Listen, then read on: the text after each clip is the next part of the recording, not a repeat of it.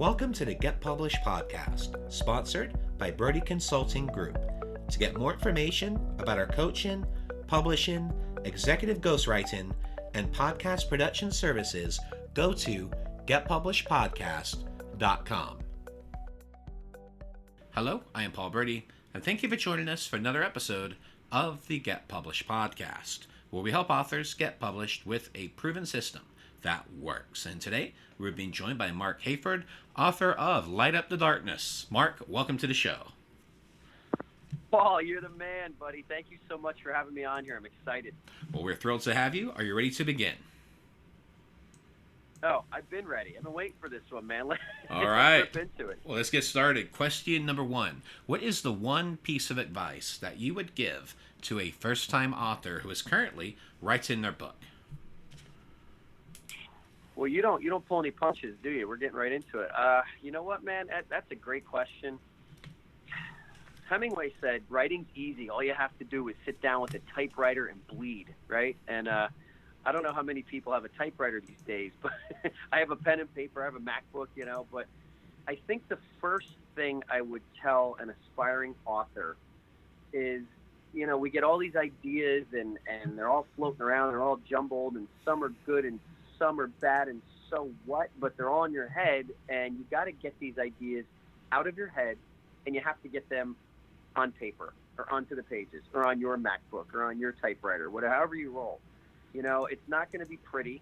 Matter of fact, it's probably going to be pretty ugly, but it doesn't matter. It's like taking a box with jigsaw puzzles and dumping that box on the table. Like, you have to have it all in front of you, and then you can start putting it together. Some stuff you might love, some stuff you might dislike, some stuff you may not be feeling, but it can start to take a life of its own. And you're not doing yourself any favors if you're keeping it all in your head or in little notes or whatever. You got to get that stuff out in one spot, and then it starts to grow, and you can start to see this thing. And that's when the magic happens, Paul. I think that's when you get to see your life really take a life of its own, and that gets so exciting. So that would be the first thing I would suggest.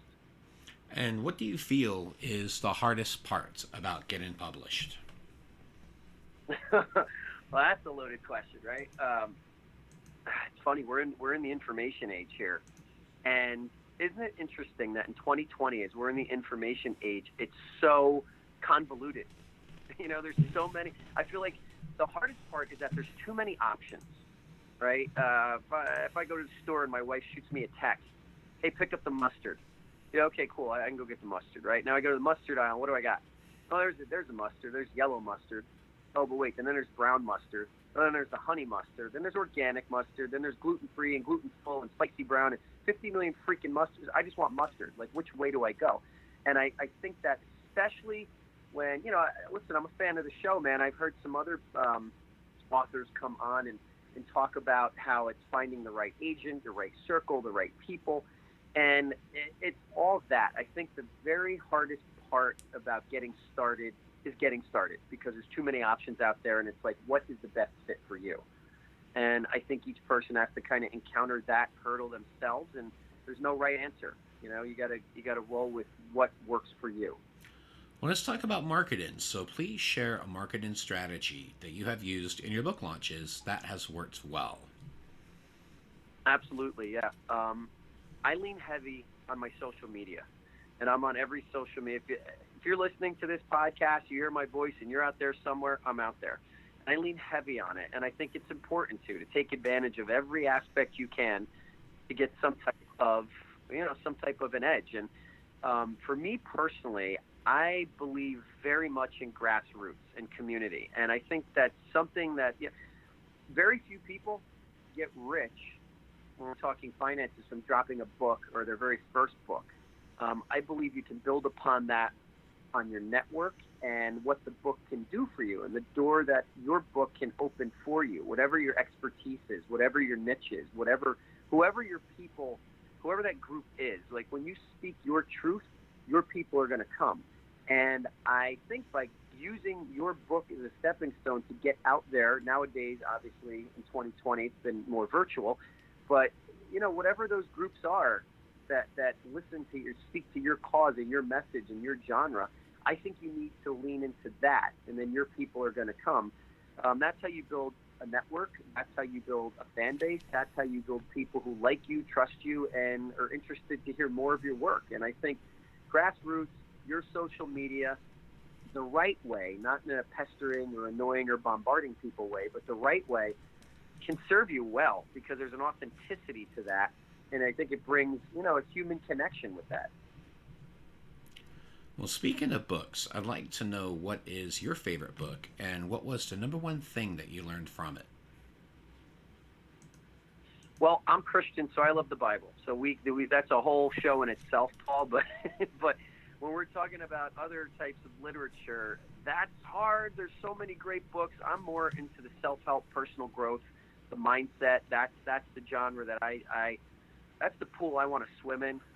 And there's so many great authors. There's so many great books over the past century. But the one go-to that kind of turned the light on for me and that I can always go back to and grow from, it's Napoleon Hill, Think and Grow Rich.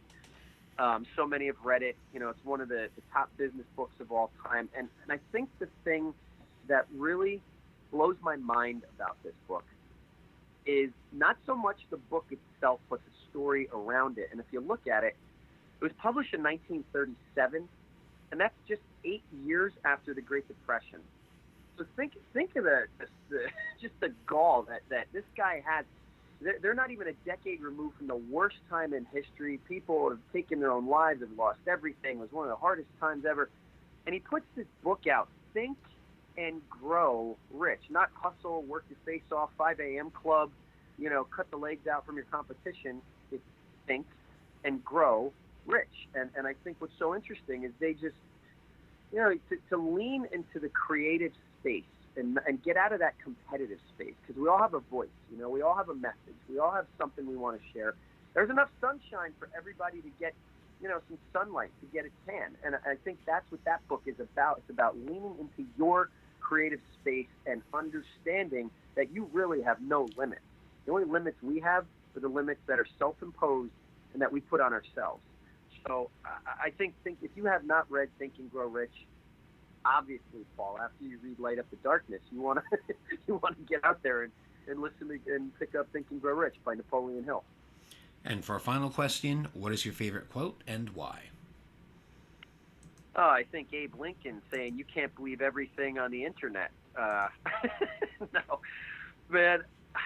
Again, there's so many great quotes. Steve Jobs, I love the one where he's talking about, the ones that are crazy, the misfits, the square pegs and the round holes. Those are the ones that'll change the world. I love Will Smith when he said, leading a life of being realistic will bring you to a life of mediocrity.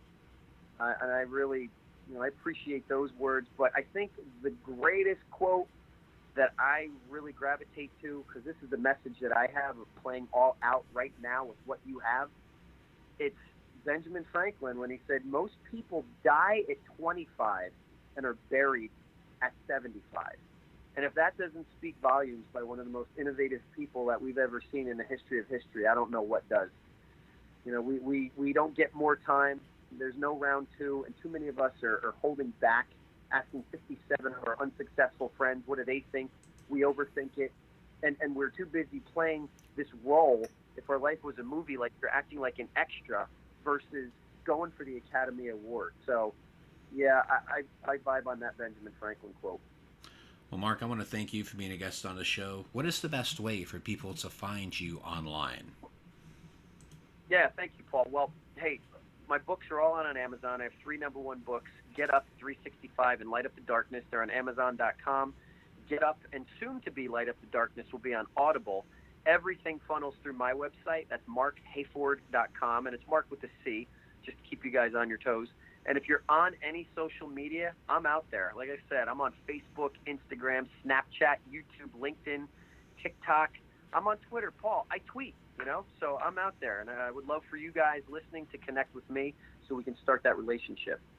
Marc, thank you once again for being on the show, and I wish you all the best in your author journey ahead.